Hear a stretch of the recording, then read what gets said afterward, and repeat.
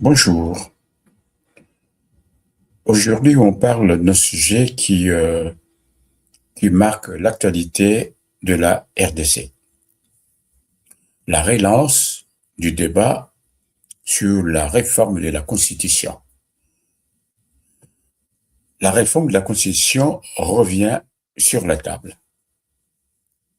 Depuis 2006, la Constitution actuelle repose sur des principes clairs. Décentralisation, équilibre des pouvoirs, limitation des mandats. Des garde-fous censés empêcher le dérive. Mais aujourd'hui, certains estiment que ces règles freinent le pays. D'autres pensent au contraire qu'elles protègent la démocratie. Derrière ce débat, trois questions brûlantes. Peut-on toucher à la limitation des mandats sans créer une crise? Qui gagne réellement si les règles changent? Et surtout, à qui profite cette réforme? Écoutez cet éditorialiste sénégalais rappelait sur la chaîne New World TV un précédent datant de l'époque où le président sénégalais Macky Sall envisageait de modifier la Constitution pour briguer un troisième mandat. Bonsoir Mamadou Diouf et bienvenue. Merci, bonsoir Guillaume. Avec vous aujourd'hui, nous parlons de la République démocratique du Congo avec cette interrogation: à qui profite le projet de révision constitutionnelle? Le président congolais Félix Antoine Tshisekedi avait annoncé son intention de procéder à une révision de la Constitution. Il a annoncé la mise sur pied d'une commission pour ce faire. Une déclaration qui a suscité beaucoup de réactions dans l'opinion, quand on sait qu'au niveau de l'Assemblée, ces députés portent également une telle initiative. Et même dans l'opinion, certaines organisations de la société civile ont fait signer une pétition pour contraindre l'Assemblée à inscrire cela au débat. La question de la révision constitutionnelle est donc d'actualité en République démocratique du Congo. Mais on se demande à qui cela profite quand on voit que les hommes politiques ne partagent pas le même avis sur la question. Et c'est justement la principale question que je m'en vais vous poser. À qui profite le changement de la Constitution en République démocratique du Congo? Si on prend l'adage qui dit « chat échaudé craint l'eau froide », celui à qui profite le changement de la Constitution, c'est bien sûr le président actuel Tshisekedi. Et quand vous regardez l'opposition a fait sienne cet adage dont j'ai parlé. On a vu plusieurs fois des changements, donc des modifications ou bien des changements en bonne et due forme de constitution dans un certain nombre de pays. Cela s'est toujours traduit par une première chose, la remise des compteurs à zéro. L'expression est très bien connue. Un débat sur qu'est-ce qu'on fait de la nouvelle constitution. Elle est rétroactive, elle n'est pas rétroactive.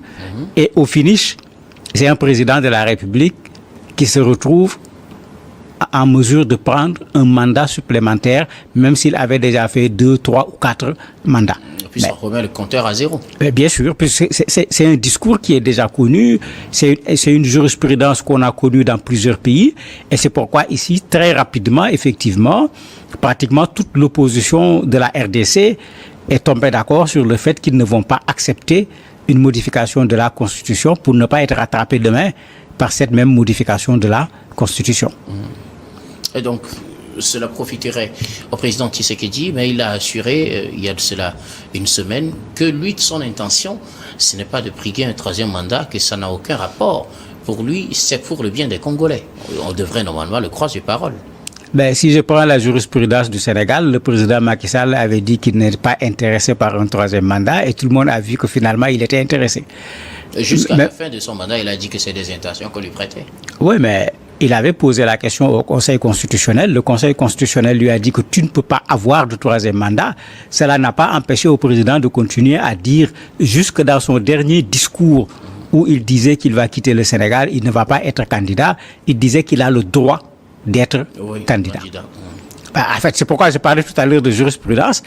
Bon, je donne le cas du Sénégal, mais vous avez plusieurs pays où, combien de fois le président a dit c'est terminé, on bloque, on verrouille, puisque c'est l'expression qui est le plus souvent utilisée sur la question du mandat.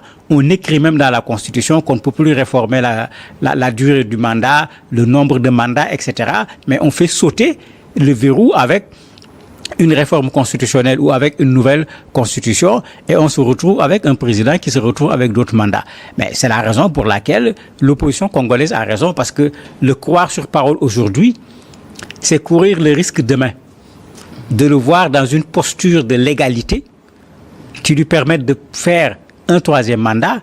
Et si vous aviez laissé passer, si vous avez participé au vote ou au référendum pour la Constitution, mais il vous sera difficile en ce moment de dire encore que le président Tshisekedi ne peut pas être candidat.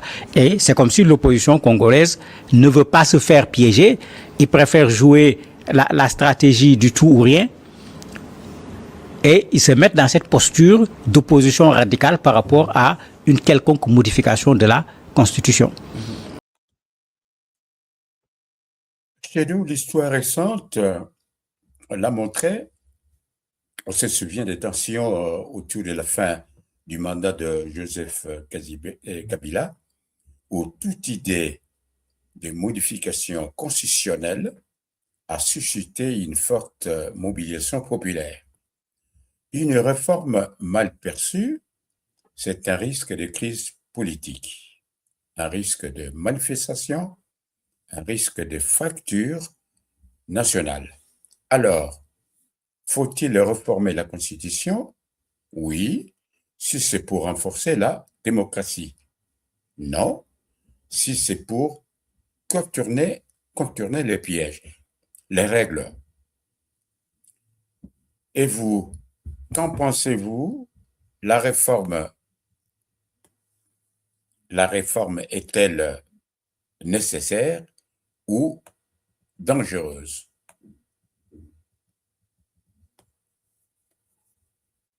La réforme est-elle, je disais, nécessaire ou dangereuse?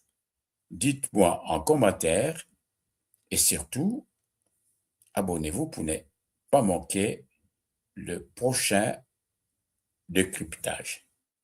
Au revoir.